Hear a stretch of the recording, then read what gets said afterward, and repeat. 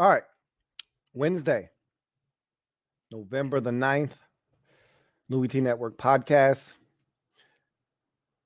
Finally starting to feel like myself again. Not 100% yet, but really close. Yeah, no complaints here. Kids are finally back up and at 'em, feeling good. And so there's a level of normalcy that's taking place that I can appreciate. And again, sometimes you take these things for granted. I often don't, but this is just a reminder in case you sort of don't. Okay. So it just feels good to be back behind the mic, doing the things that I normally do, doing the overtime shows, things that I wasn't capable of doing a week ago. Feels good, feels good. So we got a lot to catch up on. We had a really unique situation happen in Indianapolis. Haven't had a chance to really touch on that. So we're going to dive into that. The Commanders are actually going to sell. Like the Snyders are actually going to, like, this is actually happening. I'm trying not to lose my mind, but this is really going to happen. So much to get to. Let's jump into it. Louie T Network podcast starts now.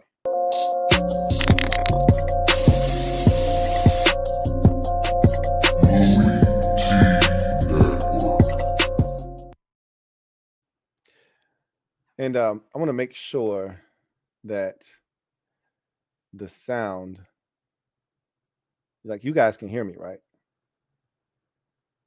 Yeah. Okay. Never mind. I can see y'all comments and I see that you can hear me. So I got no reasons to doubt. So I won't. All right.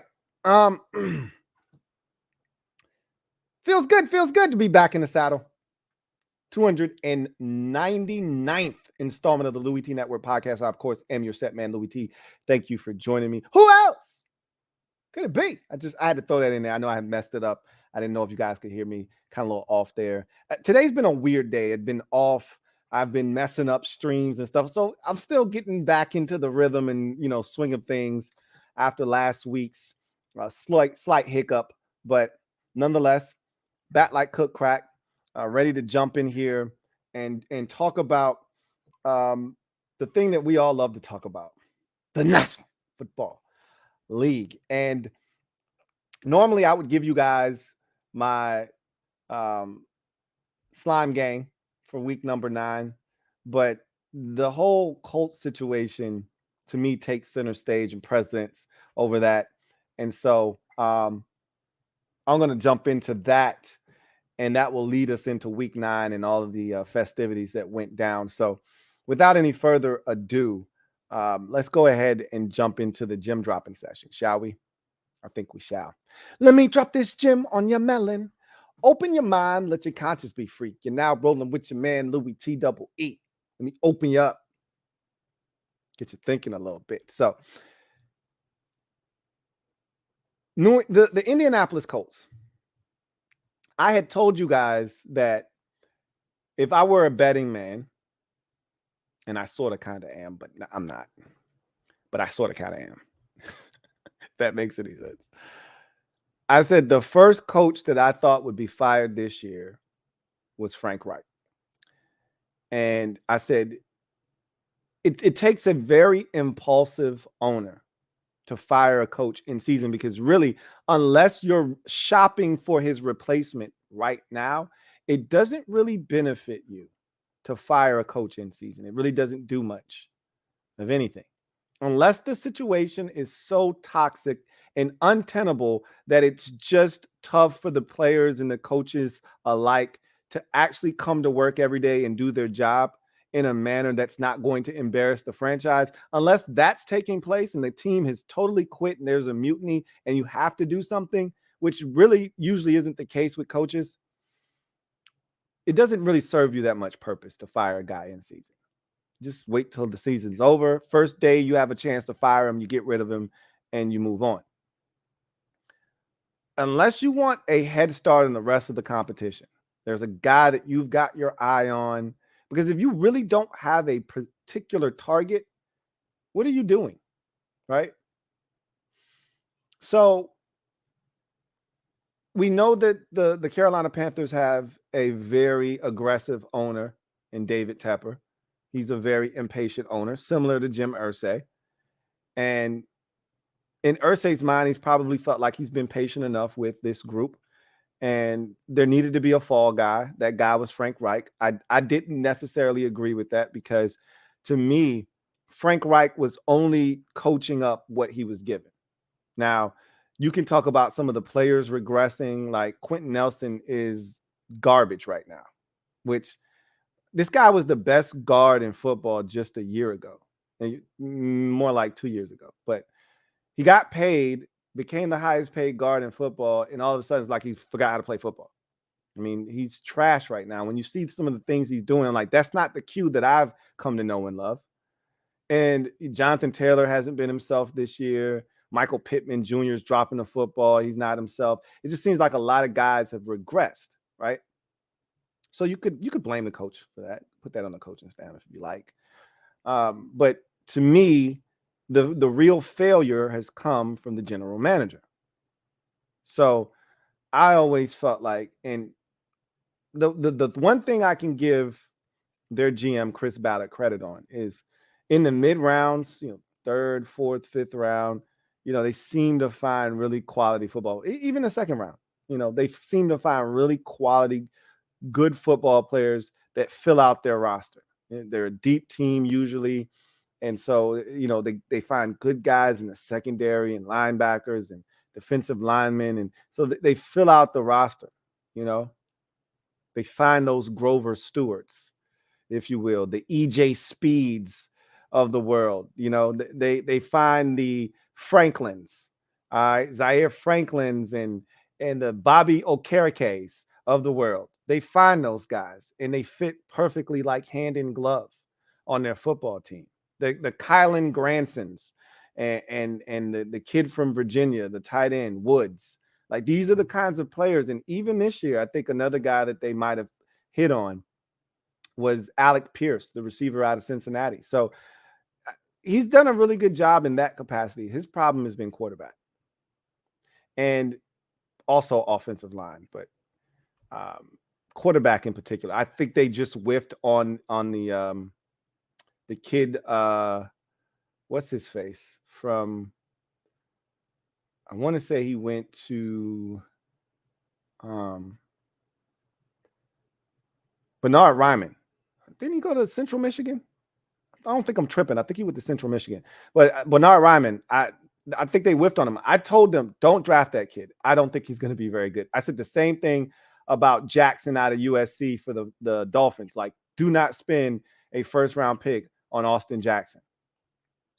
I think they figured that out a little too late, but whatever. I said the same thing about Bernard Ryman. Do not spend a first, or I wouldn't have spent the second-round pick on Bernard Ryman. Third round would have been the earliest I would have pulled the trigger on him. He was super raw. There was too much that you had to clean and fix, and there was just too much of a project aspect to his game for me to feel comfortable spending a first or a second-round pick on him. Third round, sure, knock yourself out. But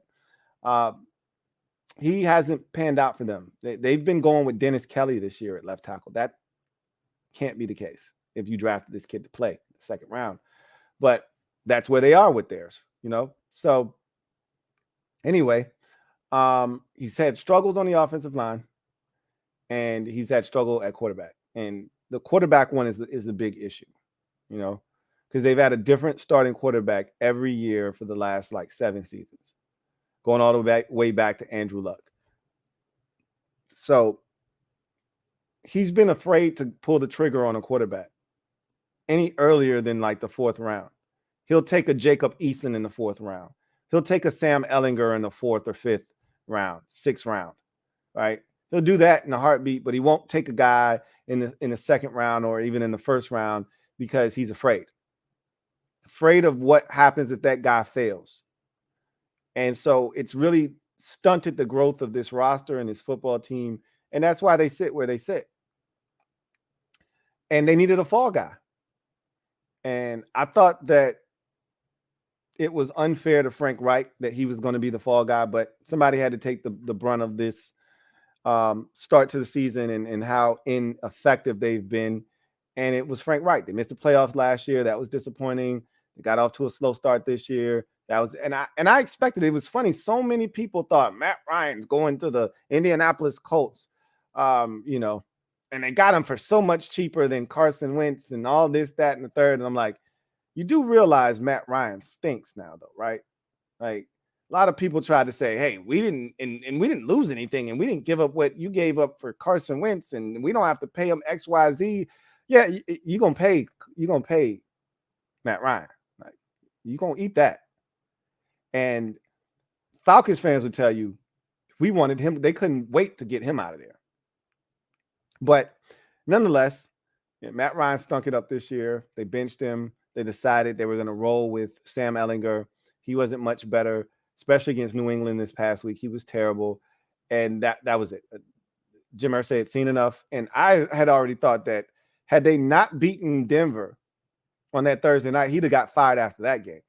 But they somehow miraculously beat Denver, and it bought him an extra month, essentially. He would have been fired probably after that week 5 game against Denver, but they won that game. So anyway, I was wrong about him being the first guy fired because it ultimately ended up being Matt Rule in Carolina, but he was the second guy that was fired.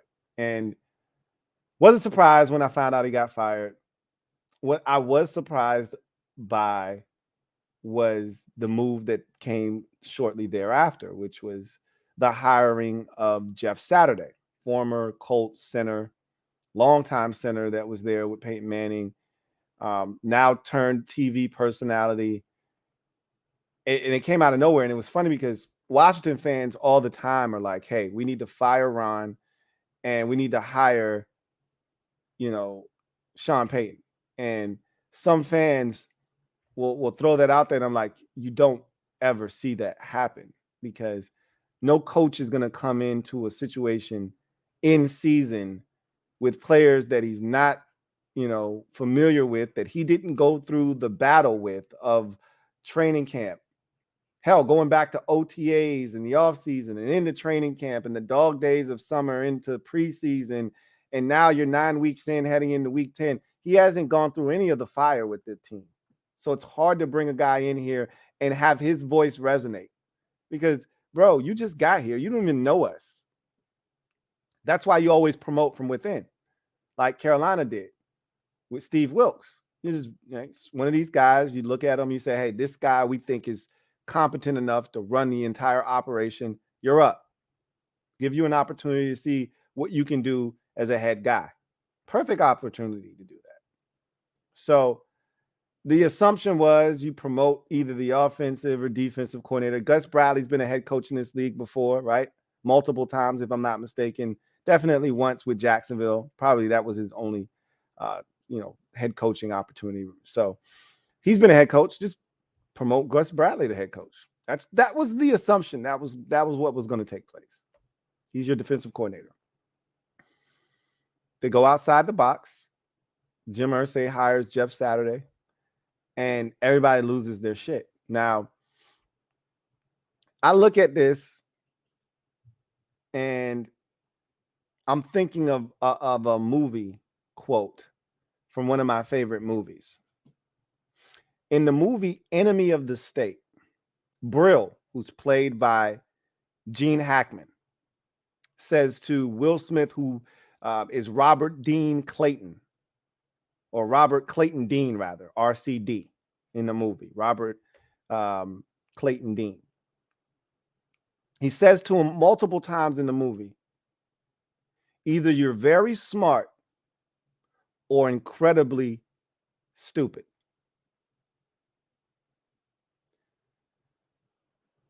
I'm looking at Jim Irsay, and I don't think very highly of Jim Irsay. You guys know that. Not the biggest Jim Irsay fan. But I'm looking at Jim Irsay, and I'm saying, either you're very smart or you're incredibly stupid. I think it's the former, not the latter. I think he's very smart here. Here's what I think he's thinking. The Colts, and he went on this long diatribe the other day trying to justify this hire that makes absolutely zero sense, and it doesn't. And I've seen all the hot takes regarding this move, and a lot of them have valid points. I don't agree with everything that's being said, but I get it. I understand where the vitriol is coming from, and me being a minority, wanting to see more minorities get opportunities, this feels a little bit, off. But that's nor here nor there, because I don't want to make this into a race thing, because I don't really think that's what this is. This is closer to nepotism, and it's not quite that, but it's closer to nepotism than it is anything racial, right? This is about who you know and people liking you versus, the color of your skin. But anyway, the Colts have been really close to winning ball games. They sit here at 3-5-1 right now at the time of this recording. They just lost to the Indianapolis Colts to drop them to 3-5-1 on the season. And when you look at the way that their season has unfolded, they could have very easily won 2 or 3 more games that they've lost. They could have beaten the Texans in week 1. They should have lost that game, but they were down 20-3. They rallied back, sent it to overtime, and their place kicker missed a kick that would have given them the win in overtime. So they could have won that game. They probably should have won that game. Okay. They got smoked by Jacksonville the second time. They had no chance to win that game because half of their offense was out of that game. But there were some other games. Obviously, Washington, a game you're up 9 in with less than 5 minutes to go, and you find a way to blow it 17-16. There are 2 or 3 of those in there where they could have won the game very easily, and they just found a way to lose because they're not a great football team. So I think Irsay is saying to himself, when we've had our best success, we've had a franchise difference-making quarterback, whether it's Peyton Manning or Andrew Luck. We need to get lucky again. And we need to find ourselves in a position to draft a quarterback. And I don't trust my GM to have to trade up, shake and move to get it done. I need us to be in the position that we were in when we sucked that year, when Peyton Manning needed neck surgery, and we trotted Curtis Painter and a bunch of bums out there, and we got our brains bashed in, and we ended up, 2-14, 3-13 with the number 1 overall pick, or 1-15, whatever it was. And we got Andrew Luck in 2012. That's what I need us to do. And it's not going to happen if we have a competent head coach, someone that can continue to get this team to fight, play well, and give us a chance to win. Now, maybe I'm giving Irsay way too much credit. And maybe he's just incredibly stupid. But if you promote Gus Bradley, this team is not that far off. Bradley gets his fingerprints all over this thing, gets this defense to continue to play hard, but rather gets the offense maybe a little bit more conservative approach. They start to run it and have some success with Jonathan Taylor, and all of a sudden you look up and they finish the season 7-8-1 or 7-9-1. And that gets you the 7th or 8th pick in the draft instead of the 1st, 2nd, and 3rd. But you go out and you hire Jeff Saturday, who's never done this, not even remotely close to done anything like this, he was a special consultant to the team. So it's not like he was like way out of the loop. And most players who are still around the league, whether they work in the media or they're just hovering around and they're doing, odd jobs here and there just to stay relevant within league circles, they like to stay close to their team. Like Pat McAfee still is very in tune to what's going on with the Indianapolis Colts. Hasn't played since probably 19. Retired somewhere in there. Still very in tune to what's going on with the Indianapolis Colts. And you can go around the league, whoever your favorite team is, just think about a couple of guys that have retired 2-3 years ago and what they're doing. If they're not working for the team in a broadcasting capacity, they're still doing things that are around the team, and they still know they're keeping up with the team. They're watching them on most Sundays. They can tell you about the team and what they think, and what they've seen to this point. Jeff Saturday is no dummy. He was covering the NFL. He knew what was going on in Indianapolis. However, it's one thing to know what's going on. It's one thing to have been a player, been in the locker room, understand what these guys are going through. It's another thing to actually coach players, get them to play, get them ready to be a team that can compete on a Sunday. All right. There's a whole nother, factor that goes into it on how to prepare throughout the course of the week. It's one thing to do it as a player. It's another thing to do it as a head coach where you have to oversee the entire operation. Doesn't know Adam from Eve in that locker room. Yeah, you can meet a guy in passing. Hey, man, how you doing?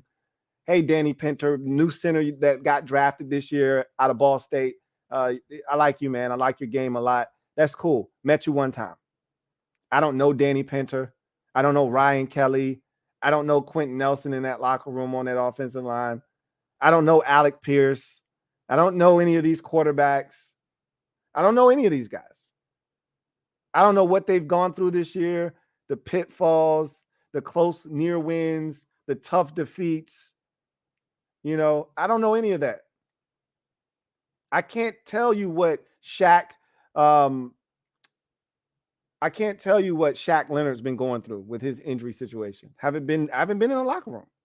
Haven't seen him busting his ass trying to get back from a back injury, but still just not being himself yet. Can't speak to that. These are all things that kind of factor in to this decision, and it has you shaking your head like, what are you doing? But maybe he realizes that in order for them to get where they ultimately want to be, they got to suck. And the only way to ensure that you suck is to bring an outsider that has never done this before. And again, I think I'm giving him way too much credit because I don't think he thinks Jeff Saturday is going to come in and throw up all over himself and urinate down his leg. I think he is going to. I think he's in way over his head. This is not the first time we've seen something like this. This is the first time we've seen this exact thing. This doesn't happen. You don't get a coach that's an interim coach coming in to replace a guy that's gotten fired. You don't get a guy from the outside to do that. It's always inside guy that gets promoted and you just keep the ball rolling. Because it's just, you're in season. There's just too much going on, too many moving parts. You don't have time on the fly to bring in a brand new guy and continue to compete. That's just too hard to do in this league. It's hard enough to prepare with everything the way that it's supposed to be, let alone firing your head coach and bringing a guy who hasn't been in the locker room all year long into the locker room and saying, hey, we need you to pick up where the other guy left off, but be better. But we saw John Lynch. No GM experience a day in his life, was only a player, went to the booth, did a hell of a job in calling games, get a GM opportunity with the 49ers, and has done relatively well. Now, it's a joint venture with he and Kyle Shanahan. It's not just John Lynch. But we've seen something similar, right? Where we've seen a guy never really have had any experience in that particular capacity get an opportunity based off of who he was as a player. We've seen that. Now, where it's different in that regard is you don't ever have to really be amongst the players. As a GM, your job is to identify talent, figure out guys in the front office, what their strengths are, whether they're, pro personnel, head of college scouting, and configure that group, make sure everybody's doing their job there. But your job, as a GM, more specifically, is to identify talent. And as a player, you can identify other guys that are talented. So that's not hard, and that's not hard to come from the booth into an organization and do. This is totally different because it's almost like I always talk about people who work in the service industry, especially if you're working in the restaurant industry in particular. It's one thing to work in the back, dealing with the food, never having to talk to a customer. It's totally different when you work at either the register or you work on the drive-through and you have to engage customers. It's different when you work at Lowe's and you work in the back where you don't talk to any customers. You work away from everyone. It's different when you're on the floor and now you have to engage customers. Now you're dealing with people. It totally changes the complexity of your job when you have to deal with other individuals. He's coming into a situation where he has to deal with 53 guys that don't know him, don't know his credentials as a coach, don't know what he's capable of. He doesn't know their situation, how they got to where they are in this season. He knows from the outside looking in. He doesn't know the intricate details of what they've gone through to get to 3-5-1. He wasn't there shooting in the gym in March, in April, in May, into July. Bitch, you wasn't shooting with me in the gym? Huh? He wasn't out here sweating in August. He wasn't getting us ready to go in September. So there's a lot that goes into that. Irsay is setting this man up for failure. And I've seen it from both sides where people like Ryan Clark were very critical, saying you probably shouldn't have taken the job because it's almost disrespectful to the guys that do this on a day in, day out basis, right? Like there should have been a thought that should I take this job? Do I really want to take this job? Is this something that does this feel right? But as a guy that wants to get in, are you going to turn down an opportunity even if it's in less than ideal situation? Even if the circumstances are less than ideal, if they offer you an opportunity to go in here and coach this team for the final 8 games of the season, can you say no? You may never get this opportunity again. And I think he's taking that, right? But from Irsay's perspective, you got 2 options. If this guy comes in and he's wildly successful, you look like a genius. And you say, see, I told you so. I told you this guy could do it. Now you got a coach and a team that believes, and you just build around that. Still got to find a quarterback, regardless of what happens. Still need a quarterback. But you say, hey, I got a coach now. If he sucks ass, which is the prevailing thought, and I think that's ultimately what's going to happen. Look, they were already bad before he got there. They're not just going to respond to Jeff Saturday. They're going to get their brains bashed in the remainder of the season. If that happens, and let's say they just win one more game, which is what I think Irsay really truly wants. Sucks that this guy has to be the scapegoat, but hey, look, got to sacrifice somebody. That's what these billionaires do. Somebody's got to fall on the sword. Then you're going to get that quarterback that you covet. The guy that has eluded you because your general manager has a yellow streak down his back and has been afraid of attacking the most important position in all of football. And so now you're finally going to get to address that. You really can't lose here if you're Jim Irsay. So again, either he's really smart or incredibly stupid. I don't think he's incredibly stupid here. We'll see how this goes.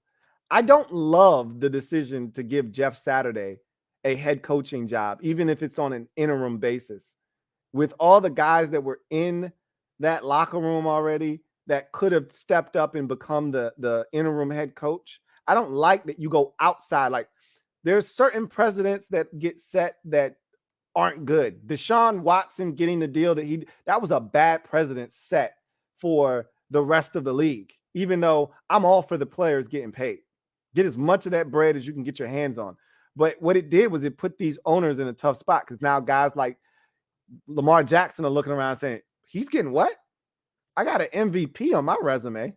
I've played in more playoff games than him. I haven't had a ton of success, but shit, I take my team every year to the playoffs. I won a league MVP. I deserve fully guaranteed money, just like Deshaun Watson. Bad precedence has been set. But what can you do? Can't put that toothpaste back in the tube. A bad precedence has been set here. I don't think the rest of the league is going to follow suit unless the Colts have ridiculous success with this. I don't think they will, but we'll see what happens. That's all we can do is just see how this thing plays out. But I think Irsay, I think he's playing chess while everyone else is playing checkers. Everybody wants to look at the surface and they want to talk about how bad of optics this is and how you're hiring a buddy of yours, a guy that you really, really like, versus doing the professional thing and promoting from within and having this team have a fighting chance the remainder of the season. Everybody's like, F all of that shit you're talking about. I'm trying to get this quarterback, man. He might just get it. It's going to take a lot of losing because Carolina stinks, but they're fighting their asses off for their interim head coach.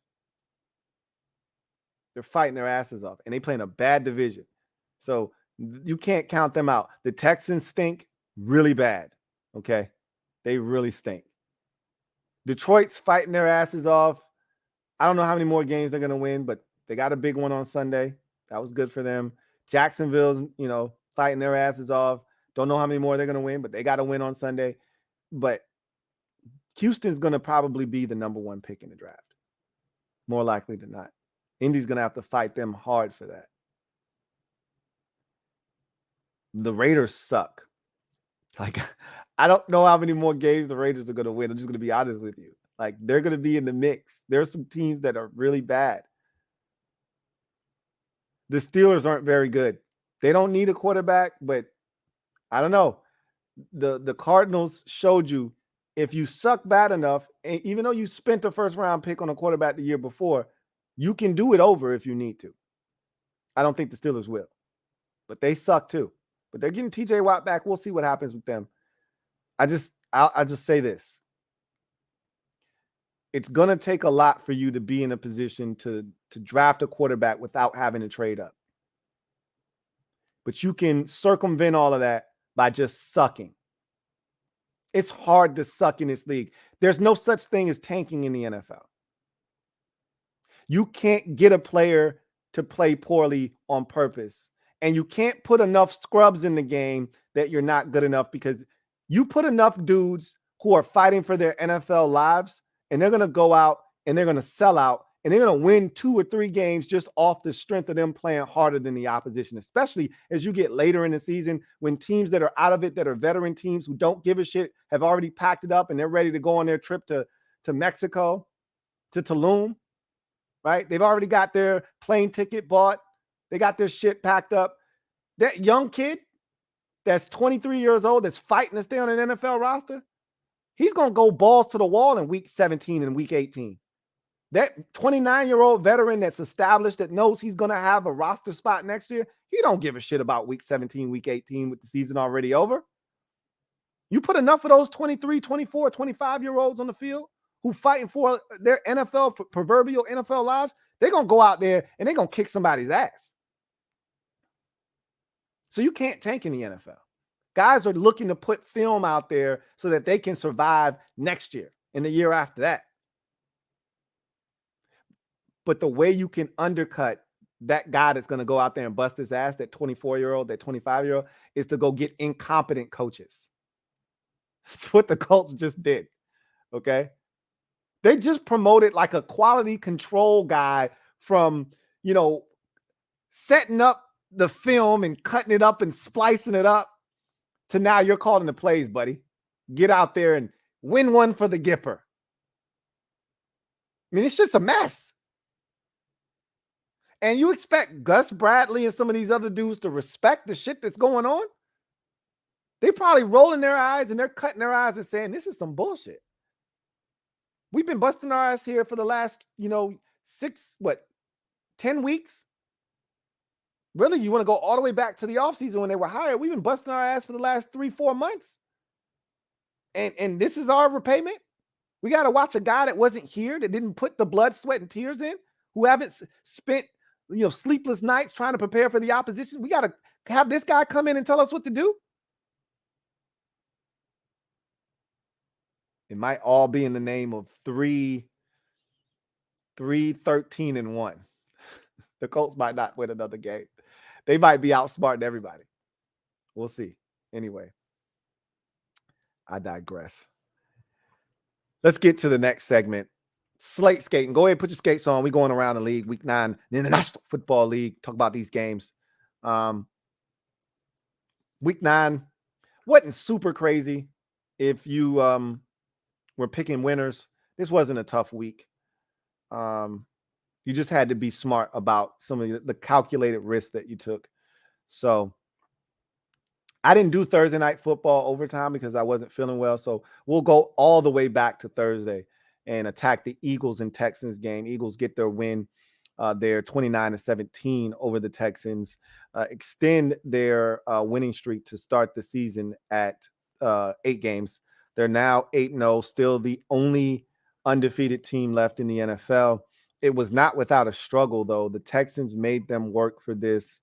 This was a one-score game from the first 3 quarters, and then the Eagles separated themselves in the fourth.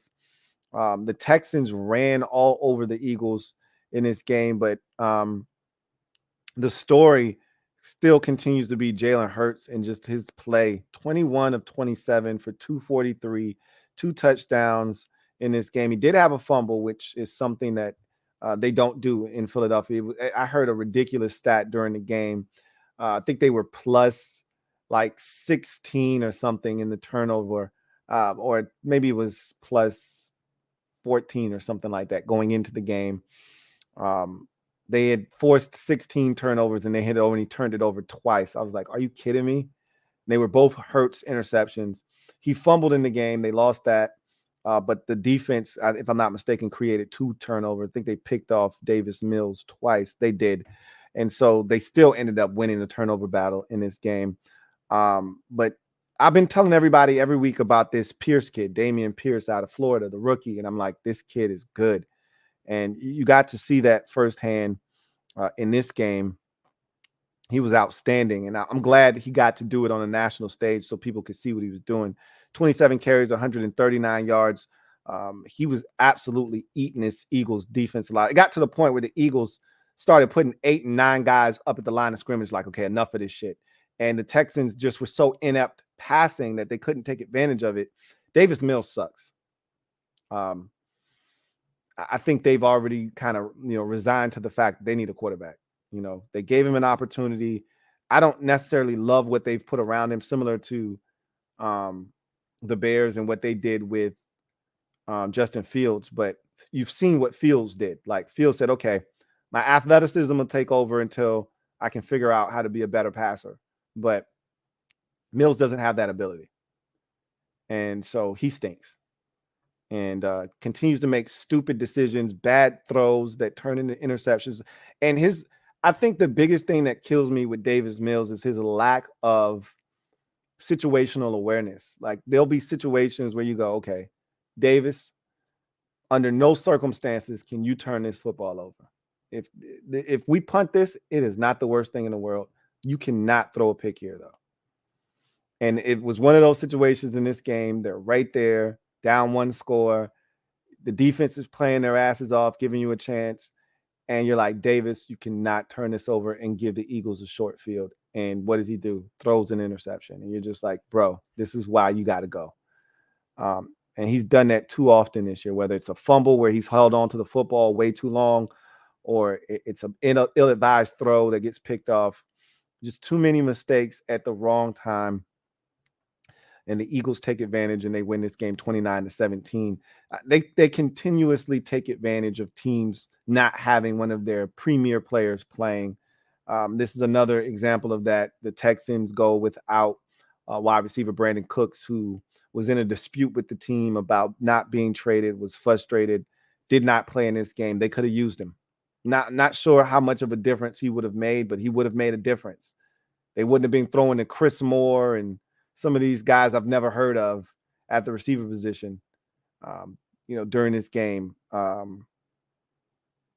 That's for sure. But Eagles get it done, man. I can't take anything away from them. The defense made some plays. Hurts continues to be a menace. I mean, Dallas Goedert was the star of this game. 8 catches, 100 yards, but he was so wide open so often. Like, they play that cover 2 with Lovie Smith, and it's just too damn predictable. They ran the same corner route with Dallas Goedert in just about every meaningful situation, and he's open every single time. And I'm like, y'all not going to alter that cover 2 at all? Y'all just going to stay in that cover 2 shell, huh? Okay. Well, they're going to keep picking this shit apart, and they did. Eagles are now 8-0 after the win, 29-17. Texans 1-6-1 on the season. Vikings at Washington. As a Washington Commanders fan, this shit still stings. It's Wednesday. I need to be over this. Need to be kind of turning my attention and focus. Even though we got an extra day because we play on Monday this week,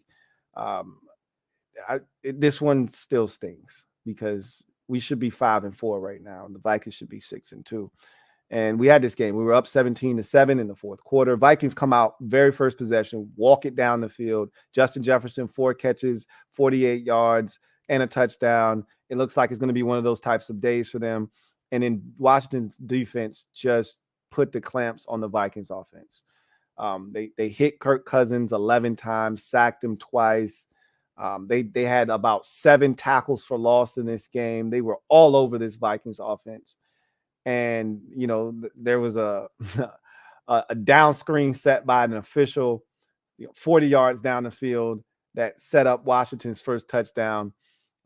I don't know what the hell Taylor Heineke was thinking, throws it into triple coverage. Officials trying to get out of the way, actually screens off one of the safeties who had a great opportunity to pick it off. The ball falls in the arms of Curtis Samuel, who attacks it, rolls into the end zone, scores a touchdown, gives Washington their first lead of the game, 10-7. And Washington would then add to that lead, make it 17-7. Very controversial call. Pick 6 that would have made it 24-7, and for all intents and purposes, put the Vikings out of their misery in this game.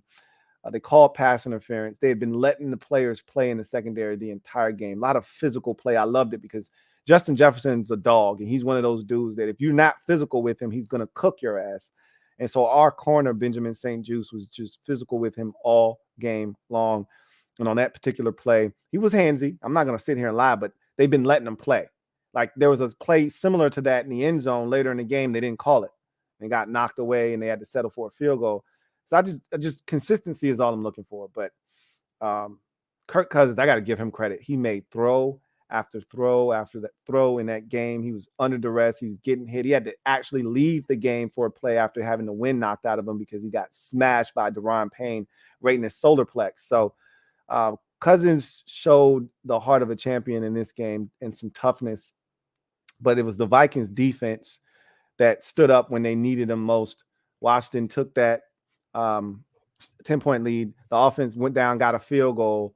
And then the defense created a turnover, a 3-and-out, and that prompted the Vikings to go on a 13-0 run to finish up the game and win 20-17 over the Commanders.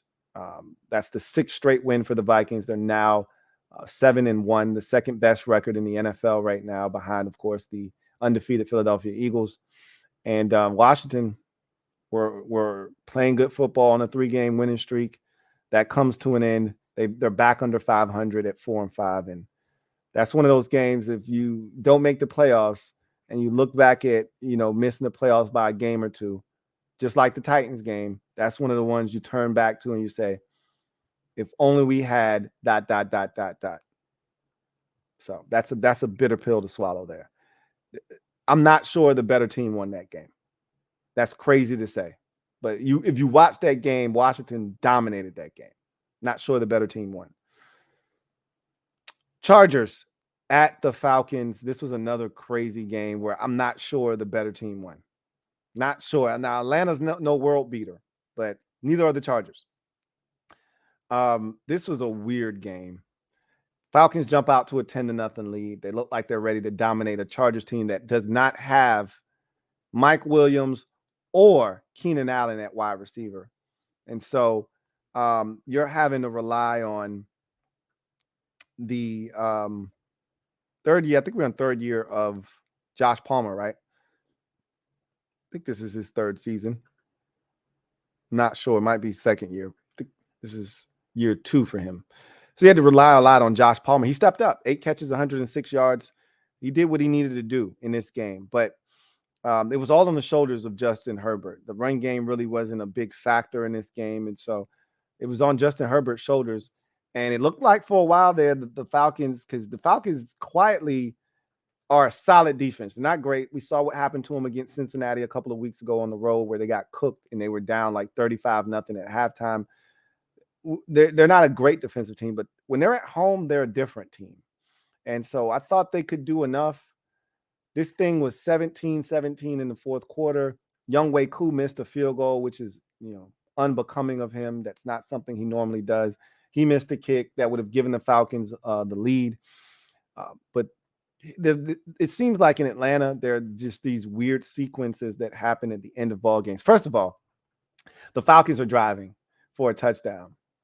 And it is the slowest strip of a football and subsequent run after the strip I've ever seen. Almost looked like he heard a whistle and he's slowing up. Like Khalil Mack goes up to the rookie wide receiver.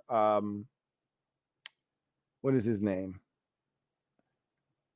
Drake London. Goes up to Drake London, who catches the football at about let's say the 4-yard line. And he turns it up the field and he's trying to run over a defender to get in the end zone. Here comes Khalil Mack jogging over. And he just reaches in the cookie jar and just takes the football from him. Give me that shit. You don't know what to do with that, young fella. Just takes it from him, right? So Khalil Mack turns around and proceeds. I mean, he's jogging in the neighborhood. Down the sideline. The slowest jog you've ever seen in your life of a guy with the football in a live ball situation. Like, bro, you can't go any faster than that? So he's running down the sidelines, and I'm like, this is ridiculous. This is insane. So you get that's one little separate play, but that's part of the reason the Falcons lost the game. Missed field goal. You got the ball inside the Chargers 5, and you have the ball just ripped from your hands, taken from you. But then the Chargers are going down late. They're going for the game-winning score. They're in field goal range. They give it to Austin Eckler on a third down. He's got the first down. He's going down. Ball comes out.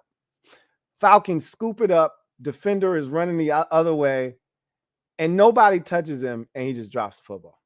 Like, literally, he's running. Like, Chargers are in field goal range. If they don't gain another yard, they've got like a 43-yard field goal. They're fine. This defender for the Falcons picks the football up. He's running down the field. Nobody touches him, and he drops the football. The Chargers recover. Justin Herbert throws a BB on the next play for like 22 yards. They're back in the field goal range. And Dicker, the kicker from Texas, taking over for an injured Dustin Hopkins, steps in and kicks the game-winning field goal. And the Chargers survive 20-17 in unbelievable fashion. The Falcons are just, it's amazing how they lose football games. They create ways to lose games late. It's amazing they didn't lose to the Panthers last week, but they're now 4-5, tied atop that division with the Buccaneers, who won in crazy fashion. We'll talk about that game soon. Chargers are now 5-3. I don't know how they're 5-3, but they're 5-3. And now they're going into a bye week, and they're just, I think they're coming out of their bye, actually. And so they're just trying to buy time until Boza and, Mike Williams. I think they'll be getting Keenan Allen back here shortly, but they're just looking for some reinforcements to come back. I think they just lost another guy like Austin Johnson on the defensive line for the season. Like, they can't get right in the injury department, but they won the game. That's all that matters. They're 5-3. Dolphins, Bears. This was a fun one. It seems like every game the Bears playing now is fun. I'm glad as a Commanders fan, we got our Bears game out of the way, because this is a totally different Bears football team than the one we saw that only mustered 7 points against us. They put up a boatload of points against Dallas. They put up 32 in this game. They're scoring points. That offense is fun to watch. Fields is running all over the place. We talked about the Bears, 4 straight games of over 200 yards rushing. Let's see if they made it 5.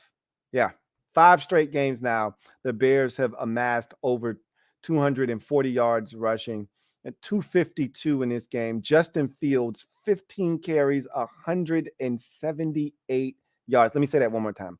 Justin Fields, 15 carries, 178 yards for the second-year quarterback. 61-yard run for a touchdown in there. He wasn't half bad as a passer. 17 of 28, 123 yards. Doesn't sound like much. 3 touchdowns, no interceptions. He's getting better. He's gaining confidence because of his legs. Teams have to play him differently because of his legs, which is now opening up space for wide open receivers. It's making it easier for him to read the field because he doesn't have to throw in tight windows because they're so concerned with his legs. But for the second consecutive week in a row, the Dolphins defense, which hasn't been good, has given it up throughout the course of the game, allowed it to stay close, but the offense is just so dynamic in Miami right now. With those 2 receivers in Waddle and Hill, they're just such a tough team to defend. Tua goes over 300 yards yet again. 3 more passing touchdowns for Tua. No interceptions, 21 of 30 for 302 and 3 touchdowns. Tyreek Hill, just another ridiculous game. 7 catches, 143 yards and a touchdown. Jalen Waddle, 5 catches, 85 yards and a touchdown. I mean, these guys are absolutely ridiculous. And then you throw in the fact that they're starting to run the football a little bit more effectively now. 9 carries for 51 yards for Jeff Wilson. Remember, they just traded for him after trading away one of their running backs, Chase, I can't think of his last name, from Arizona that they had signed. They traded him away, and now they got Jeff Wilson Jr. From the 49ers. And I think he adds another element to their offense. Not that Raheem Mostert isn't fast, but Jeff Wilson is a different type of runner than Mostert. And so they can ever add in a consistent run game, they're going to be scary. They hold off the Bears 35-32. This was a fun one. Just like last week's game against the Lions with the Dolphins was a fun one. Just like the Bears game last week with Dallas was a fun one. This was a fun one. The Bears are going to be a fun team to watch moving forward. And they're 3-6. It's not like they're out of this thing in the NFC wild card for that 7th and final spot. They're sitting right there. So, and I'm going to tell you this, Chase Claypool is going to make a difference on that offense. Only 2 catches, but he did, I think he caused, 1 for sure, maybe even 2 pass interferences down the field. He's going to make a difference. He's going to open up some things for Darnell Mooney. It's going to give them another element to their offense once he gets even more acclimated to what they're doing. But the Bears, or rather the Dolphins, are now 6-3, and with the Bills' loss, they're just a half game out of first place. Remember, they beat Buffalo earlier in the season. These Dolphins are dangerous. I don't know if they've got enough defensively, and that's why they made the trade with the Denver Broncos to acquire Bradley Chubb. But if Chubb ever gets to where he was last year or the year before that, I think it was 2 years ago, where he's just an absolute menace, this Dolphins team could be dangerous. But if they can't get pressure on the quarterback and they continue to give it up, they're not going to win against the best teams in the AFC doing this shit, trying to go tit for tat. So Bears fall short. They're 3-6. Dolphins get it done. They're 6-3. I don't have a lot to say about this game. This was over before it started.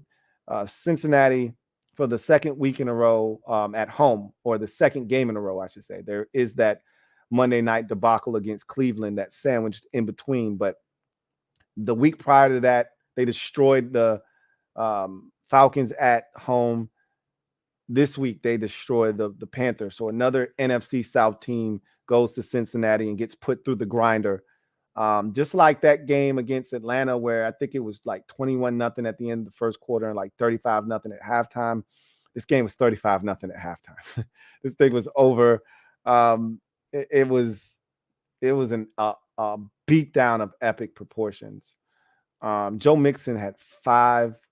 It's been a rough go of it for him this year, especially as a running back. as a runner. He's caught the football a ton this season, but hasn't been super effective. That had to feel good for Joe Mixon to score 5 times. Fantasy owners, they won entire games with just Joe Mixon by himself. Dominant performance by the Bengals. Got after the Panthers early and often, dominated this game. The score doesn't even indicate what this score really was at one point. This thing was 42-7. Baker Mayfield came in late, threw a couple of touchdown passes. They benched your boy. He was awful in this game. And the Bengals win 42-21. They're now 5-4. Their season has been weird. I still don't know what to make of Cincinnati. They've looked downright dominant against these NFC South teams, but every time they see one of their counterparts in the AFC North, they look vulnerable. Lost to Baltimore, lost to Pittsburgh at home, lost to Cleveland. They're 0-3 in the division. I don't really know what to make of Cincinnati right now. I'm still trying to figure them out. But one thing's for sure, they're explosive. If you give them an opportunity to be, they can get it done. They did it in this game. Lions hosting the Packers. This was an ugly affair. Lions win this thing 15-9. Aaron Rodgers was awful in this game. 2 red zone interceptions. And when I say red zone, I'm talking like literally in the end zone. He's throwing picks. Threw another pick right outside the red zone. Great play by the rookie safety out of Syracuse, I believe. Illinois. The safety out of Illinois. And now I'm curious as to what his name is. I forgot already. It was a great play by him, though. Joseph is his name. Kirby Joseph, rookie safety out of Illinois. That was a beautiful play. Rodgers tries to throw a little over route in front of him, and he cuts in front of it and picks it off. Rodgers picked off 3 times in this game. And, I heard something today that is really interesting because a lot of the struggles of the Packers right now has been placed on these young receivers. And look, I think they deserve a ton of the blame. The front office does for putting this cast of characters together and just expecting 87-year-old Aaron Rodgers to carry them to glory and victory. That said, Rodgers has been awful this season. He's been funky as hell. Poor decision-making, taking sacks, throwing interceptions. These 3 interceptions, 2 of them were terrible throws. Like they tried a little, trickeration on one of these throws. They had one of their offensive linemen be eligible, and he's blocking, and then he releases. And Aiden Hutchinson is rushing up the field, and then he realizes, this is a little weird. He drops back, and he falls right underneath the Rodgers pass and picks it off in the end zone. This ball was severely underthrown, even if Aiden Hutchinson doesn't touch it. It's not making it to that tackle. It's a terrible throw by Aaron Rodgers, right? Like, he's not right. Either that thumb is really affecting him or he just stinks right now. Either way, this is one of the worst games I've watched Aaron Rodgers play. 23 of 43. So we're talking about barely over 50% passing. The man threw it 43 times and barely completed 50% of his passes. 291, 1 touchdown, 3 interceptions. He was terrible in this game, was Aaron Rodgers. Absolutely horrid. They had every opportunity to win this game. They got down there multiple times, and he just barfed all over himself. The Lions aren't a good team, but they're fighting like hell for Dan Campbell. And they needed to win this game, and they did. But they easily could have lost and probably should have lost this game. Not really much to talk about with the Lions offensively.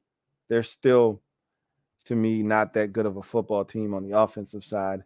They really regressed. They came out of the gate like gangbusters early in the season, scoring points, moving the football. they have regressed to the point where they needed 15 points and they needed 3 interceptions of Aaron Rodgers to preserve this lead. They get the win, though. They're 2-6. Honestly, I don't think they're going to win very many more games. I give them 2 more games this season at most. But I just don't see the same level of offensive efficiency that we saw earlier that's going to lend itself to winning games, because the Packers suck right now. They stink. So they met the perfect team at the crib that they needed to get a win off, and they did. Packers are now 3-6. The Lions are 2-6, and the Vikings, they probably can clinch the division with a win next week. It's that bad in that division. Everybody else sucks, but of course I'm being facetious, but it's that bad in that division. They're 7-1, and the next closest team is Green Bay and Chicago, tied at 3-6. So, yeah. Colts, Patriots, I just talked about this game. Frank Reich got fired afterwards. They were awful in this game. They sacked the Colts quarterback, Sam Ehlinger, 9 times in this game. He wasn't very good. The Patriots really didn't do anything special. This is the same thing they did to the Lions, if you recall, when they just kind of field goaled them to death.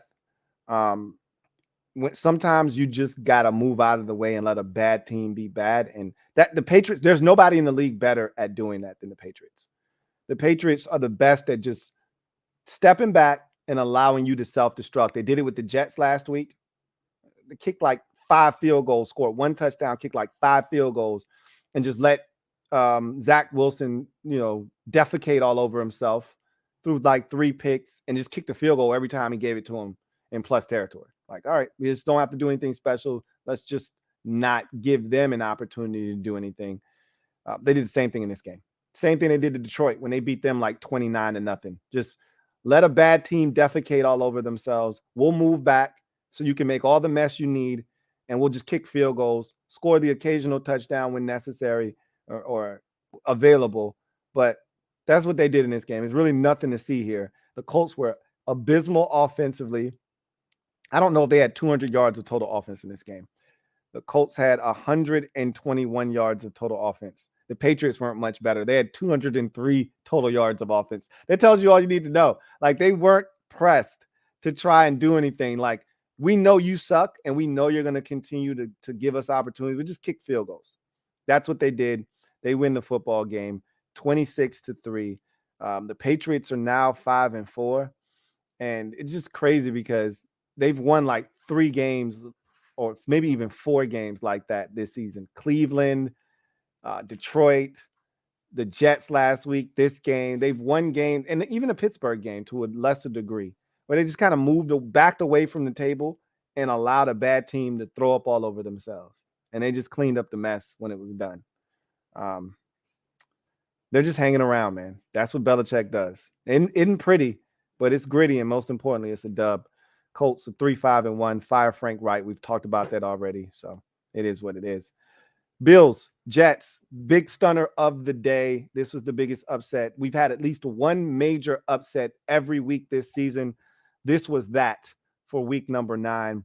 I talked about Aaron Rodgers, and that's one of the worst games I've seen him play. This was one of the worst games I've seen Josh Allen play. He was not good in this game. He was more of a threat with his legs than he was with his arm. I do not know when that UCL injury occurred. As we found out later, he did tear it slightly, but it's more of a sprain, but it is slightly torn. He's going to play through that elbow injury that he sustained. But if he does have to miss time, they said it won't be any more than a week. And it probably will require surgery, but it won't take place until the offseason. So that's a big blow to the Bills. I'm pretty sure they wish they hadn't had their bye week now, because you could have coupled a missed game with the bye week and really got him feeling a lot better. He's going to have to gut it out this season pretty much until the finish line. And he was not good in this game. Poor decision-making. You got to credit the Jets defense. This is what they do. They force turnovers. They're playing hard for Robert Saleh. They ran the shit out of the football in this game. And Zach Wilson, when he's not throwing the ball to the wrong color jersey, when he's just making the smart throw, taking what the defense is giving him, he gives them a chance. 18 to 25, 154 yards and a touchdown. He didn't do anything special. He just didn't make that back-breaking mistake that you've come accustomed to him making. And he didn't do that in this game. He left that for Josh Allen, who's supposed to be the front runner for the MVP. Well, this was one of those games that pulled him back to the pack in that regard. 18 to 34, 205, 2 interceptions. Now, he was 9 carries, 86 yards, and 2 touchdowns. And that's where he really gave them a chance in this game, was with his legs. But unfortunately, he made some boneheaded decisions. He missed some throws that he normally makes. He was not himself. And again, I don't know when that injury to his elbow occurred. You really didn't see it until late in the game, where he's trying to throw the football and then he's kind of flexing it and, trying to give it some life because it was bothering him. But that wasn't until the very last possession. So all I can tell you is the Jets ran the football on the Bills in this game to the tune of 34 for 174 yards, 5 yards a pop. They got James Robinson from the Jags. That's going to help them. But Michael Carter continues to be a really good runner for them. And Garrett Wilson, quietly, no one's talking about him as one of these rookie receivers.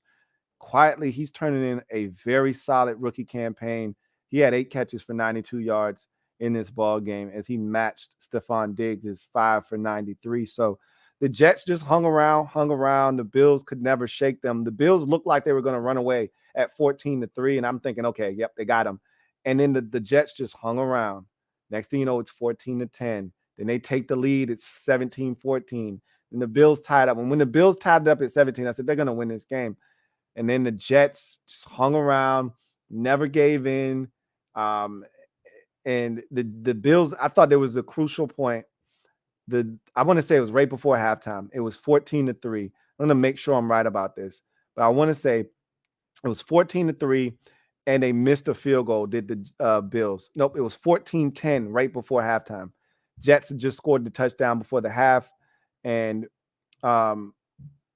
the Bills had an opportunity to get a field goal and go into the halftime break up 7, and they missed. And I felt like, damn,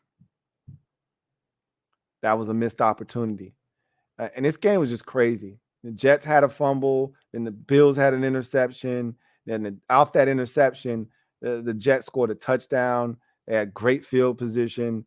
And it was just one of those games where you're like, the team that makes the fewest mistakes is going to win, and that team ended up being the Jets.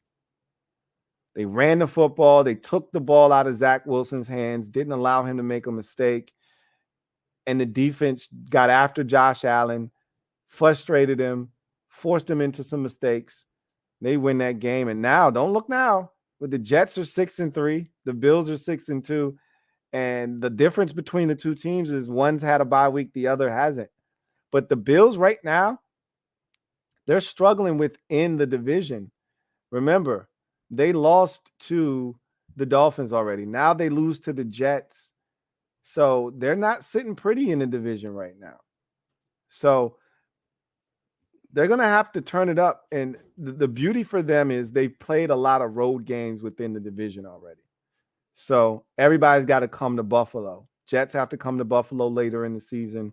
Same could be said for Miami. They've got a date with them in December. So they're going to have a chance to exact some revenge at home, but they're going to have to sweep the Patriots. They cannot allow the Patriots to beat them, not even once, because of them losing already to both Miami and the Jets. So shit's gotten a lot more interesting in that division and really in the conference as a whole. Now that you have 3 teams at 6-2, or I should say 2 teams at 6-2, these Bills and now the Chiefs. And then you got a couple of 6-3 teams in the Jets and the Ravens, some other teams and the Dolphins that are kind of just lurking, like waiting in the shadows. Tennessee, if I'm not mistaken, is also somewhere in that mix. Probably, I think they're more along the lines of 5-3, if I'm not mistaken. But Jags hosting the Raiders. Wow. The Raiders should be embarrassed, and they suck. They were up 17-0 in this game. And I remember I picked Jacksonville to win, and I was thinking, you dumbass. Thought Jacksonville was going to do something. After they jumped out, Devontae Adams is going ape shit. They had talked about simplifying the offense in Vegas and getting him the football. He had gone a few games where he really was non-existent. And they came out and they got him going early. He had a 25-yard touchdown, then a 38-yarder where the defender slips and he's wide open. And so he's carving them up. They're doing whatever they want to do. And then slowly but surely, Jacksonville starts hacking away, score a touchdown, kick a field goal. Next thing you know, it's 20, it's 20-7, then it's 20-10, and then it's 20-17. And I'm thinking, oh my God, they're gonna come back and take this lead. And they did. Travis Etienne scores a touchdown. Early stages of the fourth quarter gives them a 24-20 lead, one that they would not relinquish. Add a field goal late, win the game 27-20. The Raiders are absolutely putrid right now. They cannot get out of their own way defensively. Offensively, they're inconsistent. Derek Carr stinks. There's a lot fundamentally wrong with them. But I think this is just more so karma for their head coach, who is a jerk, in Josh McDaniels. And, scorning the Indianapolis Colts, what he did in Denver the first time around. I think this is just the football gods making sure he knows they haven't forgotten some of the shit that he's done.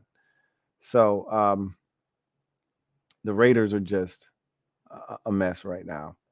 They've lost, 4 in a row? They got shut out last week. You go to Jacksonville, they spot you 17 and then hawk you down and beat you by 7. I don't know where they go next, but they're 2-6, man. They're right there among the worst in football.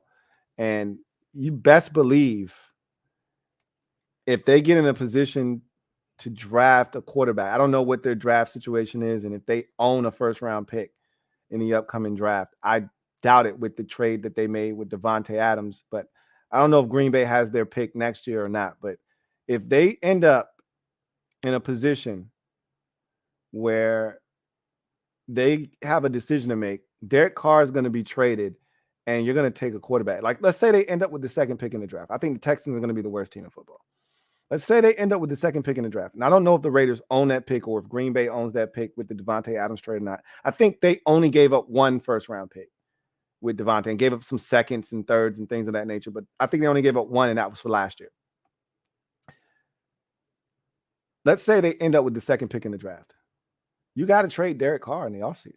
There'll be teams interested that think Washington is a dumb team. Indy is another dumb team that will trade for a guy like Derek Carr and think he's the answer for them.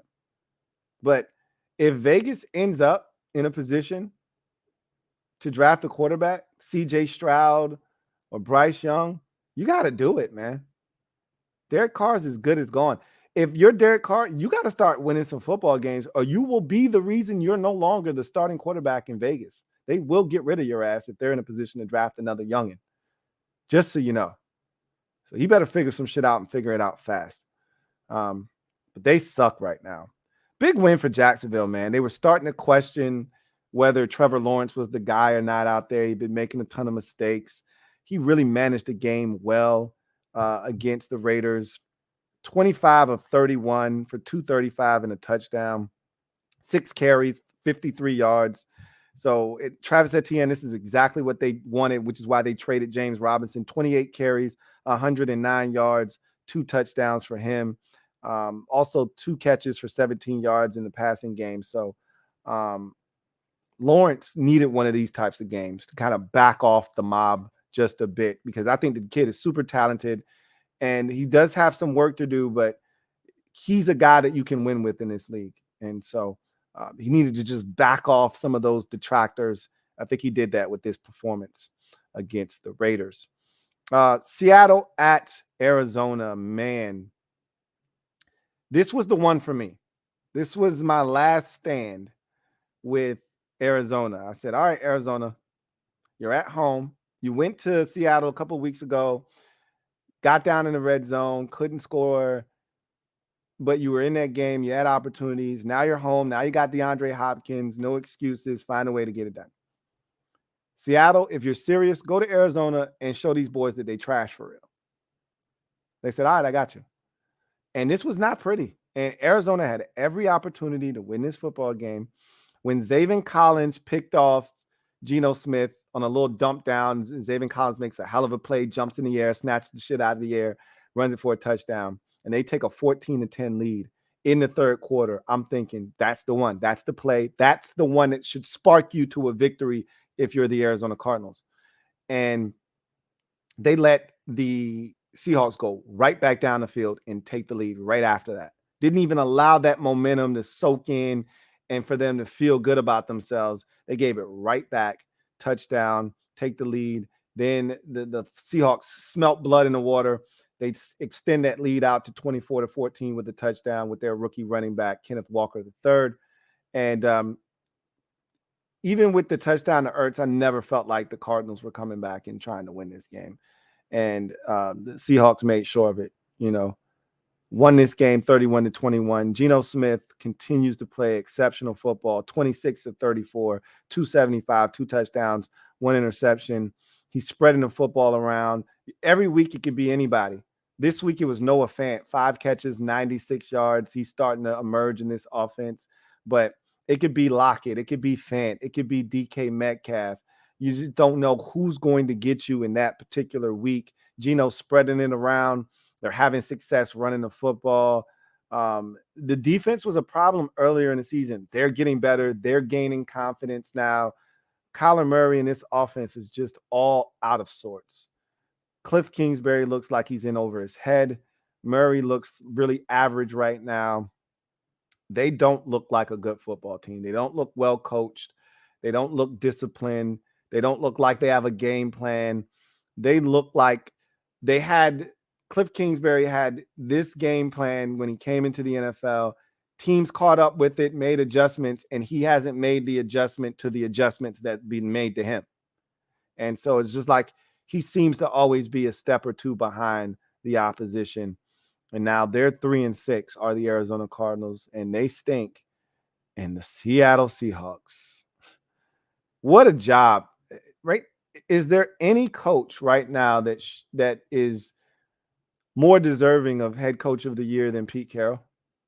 I mean, I guess you have to throw in the job that the Giants head coach, Brian Daboll, has done. Both of the coaches in New Jersey, for that matter. Also, Robert Saleh and what he's done with the Jets. But nobody saw this coming with the Seattle Seahawks. Nobody. I don't care. I don't care if you're the most staunch supporter of the Seahawks. You didn't see trading, Russell Wilson away, rolling with Geno Smith, and seeing what Geno Smith is doing. He's already got comeback player of the year wrapped up. You can quit that right now. That shit's sewn up like a teller. Relatively easy, like Jerry Heller drop his cherry vanilla. That shit is over, son. They're 6-3. The Seattle Seahawks are 6-3. And they're one of the best teams in the NFC. Who would have thought? And I'll tell you this much. The way they play, they're a nightmare matchup for a team like Philadelphia, who struggles to stop the run. They're the worst thing that the Eagles could want to see. And that's why I said, you just got to get into the playoffs. Anything can happen. You run into the wrong team that just doesn't fit your skill set, and it makes for a bad matchup for you. And it's night-night in the NFC. It's just so much parity over there right now. Finally, Bucs hosting the Rams, 2 struggling football teams that really just don't know why they're struggling. Both teams came into the game as 3-win teams. Bucs were 3-5. Rams were coming off of a bye at 3-4, looking to get back on track. This game reminded me of the game Tampa played against Green Bay earlier this season. Similar score. I think that game was like 14-12. Same shit. Bucs struggling offensively all game long. Brady takes them on a drive at the very end. Score a touchdown. Except in that game, they needed a 2-point conversion, and they had to delay a game, and they had to back up, and they weren't able to convert the 2-point conversion. But it was a very similar game. Defensive struggle, no offense whatsoever on either side. And, one team prevailed late, the other didn't. That's exactly what this game was. Low scoring affair. Bobby Wagner jumps over the line in patented Bobby Wagner fashion. It's like the third time he's done that in his career. Blocks a field goal. The Bucs are struggling to have any consistency offensively. Same could be said for the Rams. They're struggling. This thing is 7-6 at halftime. It's 13-6 going into the fourth quarter. And, they just allowed the Buccaneers to hang around. It's 13-9 on the last possession. And the Buccaneers, they turn it over, right? They go for it on fourth down. They don't get it. The Rams are in great position. They just really need a first down and the game's over. They don't get it. They punt the football. The Buccaneers have great field position, but they don't have any timeouts, and they only got 44 seconds left on the clock. And the very first play, they let Cade Otton loose over the middle of the football field, and he's establishing himself as a real target for Brady. Brady loves going to the tight end. We all know about his relationship with Gronk over the years. If Cade Otton can step up and become a Gronk-like figure in that offense, we just assumed it'd be Cameron Brate, but it hasn't been. If Cade Otton can step up and be that guy, look out. He may give Brady that security blanket that he's been longing for without Gronk this year. But Cade Otton gets loose over the middle of the field for like 25 yards to kick off that drive. And then I just thought the Rams had some terrible late game execution. Like, the Buccaneers have no timeouts. They need a touchdown. They cannot kick a field goal. And it's Scotty Miller for 9 out of bounds. Scotty Miller for 14 out of bounds. I'm like, what are you doing? You're letting them catch the ball and get out of bounds and stop the clock, and then just matriculating it down the field. Are you crazy? And before you know it, they're right at the goal line. They get a pass interference in the end zone. They're right at the 1-yard line, and then you get the Cade Otton touchdown. Beautiful design on the play call.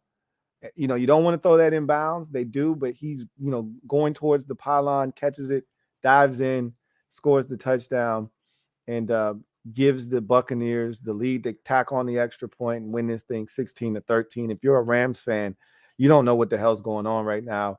That's 4 straight losses for them. McVay has no answers. This offense is as stale as a piece of gum that you've been chewing for the last 4 hours.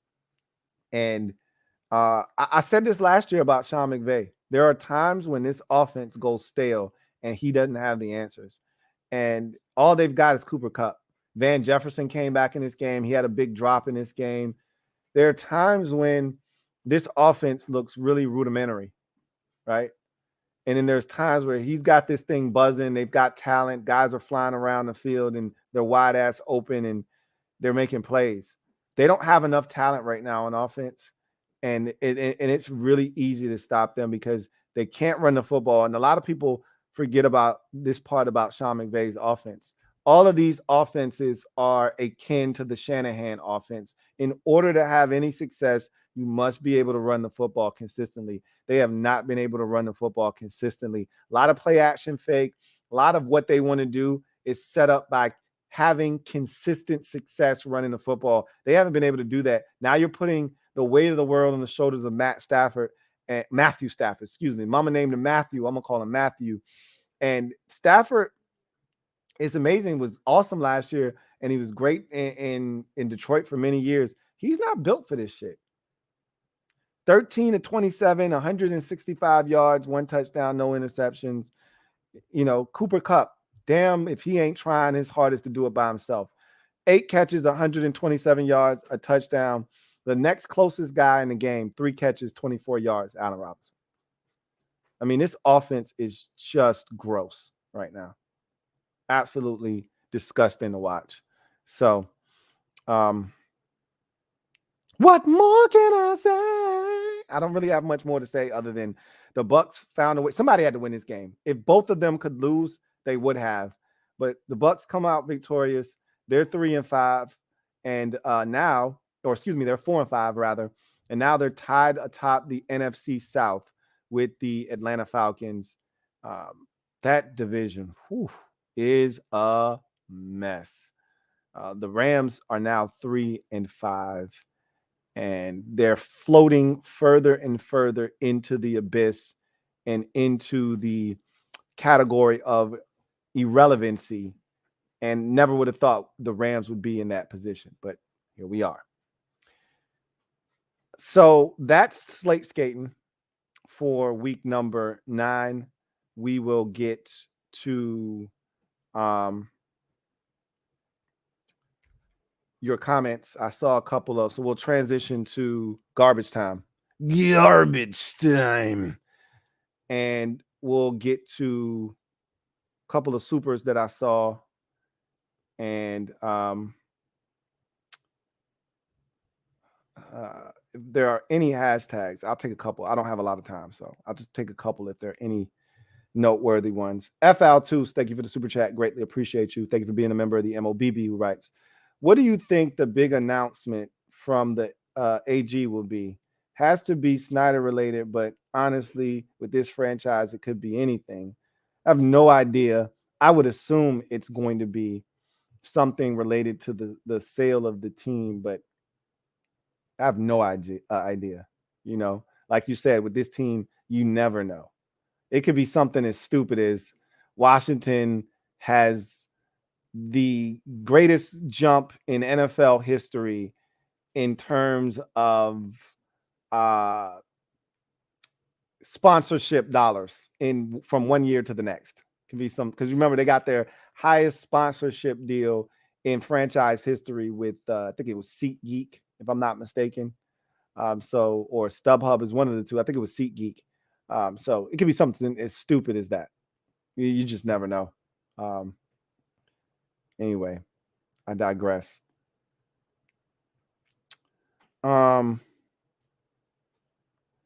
Let's see. Kyle, thank you for the super chat. Greatly appreciate you.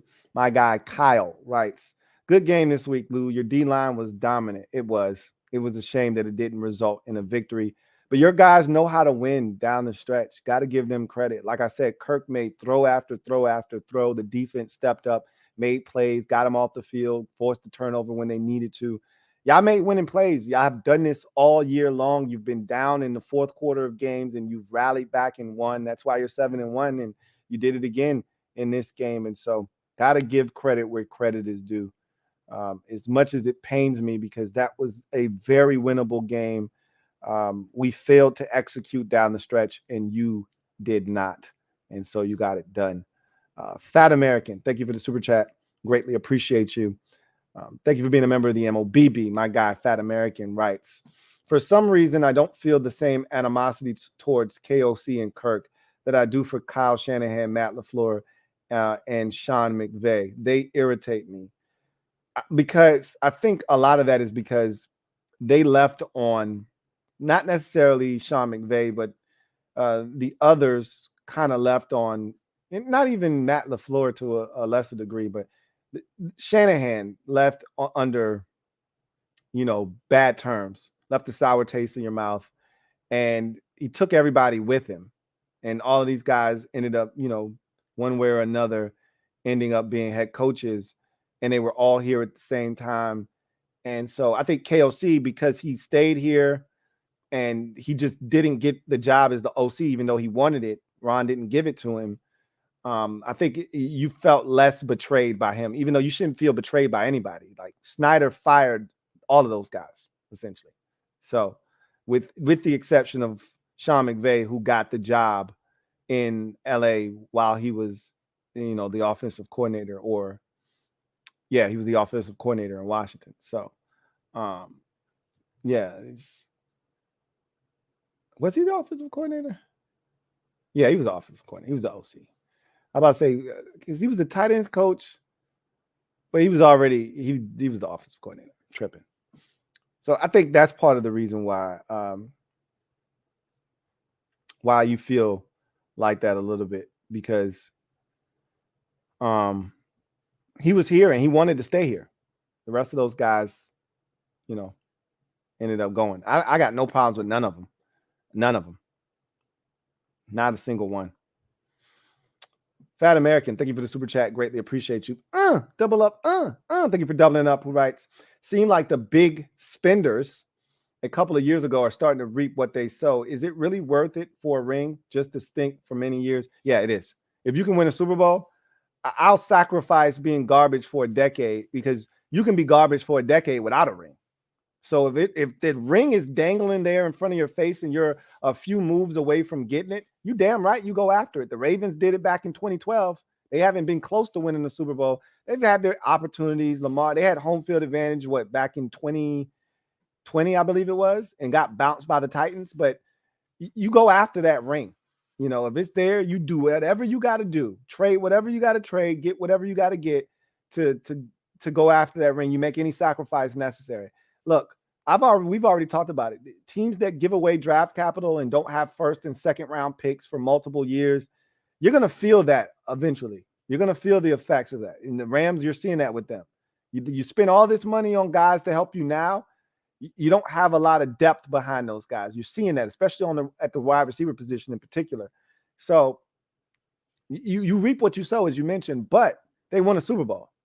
They're not giving that Super Bowl back, and they would do it 10 times over if they could guarantee themselves they would win the Super Bowl. They do it again and again and again and again. And I do the same exact thing. Anything you can do to win, you do it. You'd love to do it the quote unquote right way, draft, sign guys to fill in gaps, and keep your cap situation healthy, win big while you got a quarterback on a rookie contract. You'd love to do it that way. But how often does it happen that way? You do it however you can do it. So I don't have a problem with it at all. And I'm pretty sure the Rams don't either. They won the Super Bowl last year. Mike Stevenson II, thank you for the super chat. Greatly appreciate you. Thank you for being a member of the MOBB, who writes, Big Lou, left hand up. Who are we? I saw the dude. He was on, I want to say like Channel 9, I think. And with Haynes, right? And I swear his hand looked like it was like a hand implant. It did not fit his body. I tweeted it out, but anyway, I'm still laughing at that. It's caught on. Some people love it. Y'all know where I stand. It's fun. It's funny to me. And I'm like I said, they back in the lab cooking up more crack. Like, there's like, hey, this was so successful. Let's do another song. I'm like, no, please don't. But anyway, Fat American, thank you for the super chat. Greatly appreciate you. Fat American writes, like, that way of building isn't sustainable. I'd much prefer the Andy Reid way of doing things, homegrown talent, drafting, etc. Everybody would, but it's not always as simple as doing it that way, right? Sometimes you just got to go all in. You got a veteran team. You don't have time for young guys to come in and try to put you over the top. You need guys that can help you right now, veterans that can get the job done now. So you go out and you get those guys, and you bypass the young draft picks that need time to develop and come in and help you. And you bypass that for the guys that can come in that have already done it at this level, at a high level, and you intended for them to do it for another 2 or 3 years for you. It's not sustainable, but it can help you win right now. And it helped the Rams win right now last year. So I understand where you're coming from. Fat American, thank you for the super chat. Greatly appreciate you. Who writes, Jay Gruden with this team would be above 500. True or false? False. Because Jay Gruden could never find a defensive coordinator. So Jack Del Rio wouldn't be here. We'd have some crummy ass defensive coordinator that's giving up 32 points a game, and we'd be getting slaughtered. And remember, one of the problems with Jay Gruden teams is they didn't fight. You jumped on them and you had them and they got embarrassed, and they would lose games, 38-13, and you got your brains bashed in on primetime television. It was an embarrassment. And Jay's teams weren't disciplined. There was a lot fundamentally wrong with Jay Gruden coach teams. Don't have selective memory. Now, I'm not saying you do, because you asked a question, you didn't make a statement, right? You said true or false. But what I'm saying is don't have selective memory on what Jay was as a coach. Love Jay to death, but Jay had his faults. And offensively, we would have been so much. Jay would have been killing it with this crew. You gave Jay this crew with Taylor Heineke. Jay would have been out here scoring 30, rolling up 30 on cats. Problem is we would have been giving up 38. So now I can't sign off on that. Fat American, thank you for the super chat. Greatly appreciate you. Fat American writes, listen, I don't care. Jay Gruden better head coach than Ron. That to each its own. All right. I'm not going to argue with you, but just understand Jay's a better offensive mind than Scott Turner and Ron Rivera, but he's not a better head coach than Ron Rivera. That I can just say that. They've all got their faults. None of them are perfect. None of them are ideal head coaches, but understand that I'd much rather have the coach that gets his team to, prepared to play and will fight despite falling down in the game 10, 17, 20, nothing. They're going to fight to the bitter end. Jay Gruden's team had no heart. You get on them early, you got them. They're going to fold up. Kyle, thank you for the super chat. Greatly appreciate you. Double up. Thank you for doubling up. My guy Kyle writes, is Green Bay dead in the water? Rodgers looks pissed. I wouldn't write them off quite yet. They're not dead in the water, but they are drowning. And if they don't do, they have to beat Dallas this week, or I'm pronouncing them dead. But yeah, right now, they still got Aaron Rodgers. I wouldn't count them out yet. Still got games against Minnesota at home. Got to go to Chicago, but that's a winnable game. Still got another one against Detroit at home. You beat Dallas, and then you see what happens. They got Philadelphia. That's not going to be easy, but all it takes is for them to flip that switch and Rodgers to get back to playing good football. I just don't know if that's going to happen this year, though. The crazy part is we just assume with Brady, Rodgers, Sean McVay, they'll snap out of it. Maybe not. Maybe this is the year they don't snap out of it. They might just suck. Fat American, thank you for the super chat. Greatly appreciate you. Who writes, no, I mean, just replace Jay with Ron. Maybe you could get away with that. Maybe, but again, here's the part that you're not giving Ron credit for. Ron gets these boys prepared to play. It's not always pretty, but they fight. Jay didn't have that in him. Jay's teams didn't fight. Jay's teams weren't gritty. Jay's teams either won pretty, scoring 34 points and out-dueling somebody, or they got cooked. There was no in between. So I think that's the part you're missing. There weren't a lot of gritty wins under Jay Gruden. There's the win in Seattle that one time, when we had nobody and they went there and you had the diving catch by Josh Dotson. There weren't a lot of those. That's not, there was that win against the Titans, with Josh Johnson at quarterback, or was it Jacksonville? It was Jacksonville. And then you almost beat the Titans on a Saturday, but you fell short. Jay had some moments, but those were few and far between. That's not what his teams were. They weren't gritty. Fat American, thank you for the super chat. Greatly appreciate you. Fat American writes, Jay Gruden greater than Scott Turner. I said, now that I'm not debating. I don't think that's up for debate. Jay Gruden's a better offensive mind, if you ask me, than that of Scott Turner. That I think is a valid argument. Not that you just replace Ron with Jay and this thing is moving in the right. It could, but I don't know if that's the case or not. Dominique Burden, thank you for the super chat. Greatly appreciate you. Thank you for being a member of the MOBB. Writes, why can't we have both offense and defense in the game? It's a great question. Why can't we be good at both at the same time?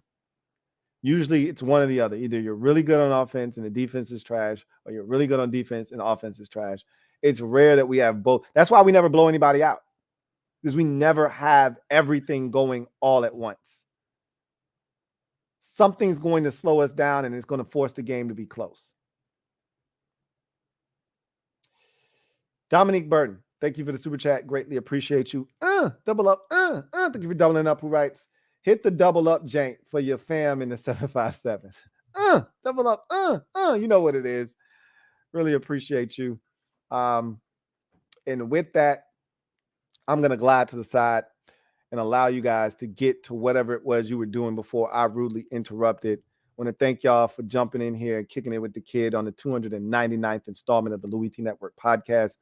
If you're a Washington fan, I look forward to chopping it up with you later on this evening for the CNN Live. We got a lot to discuss.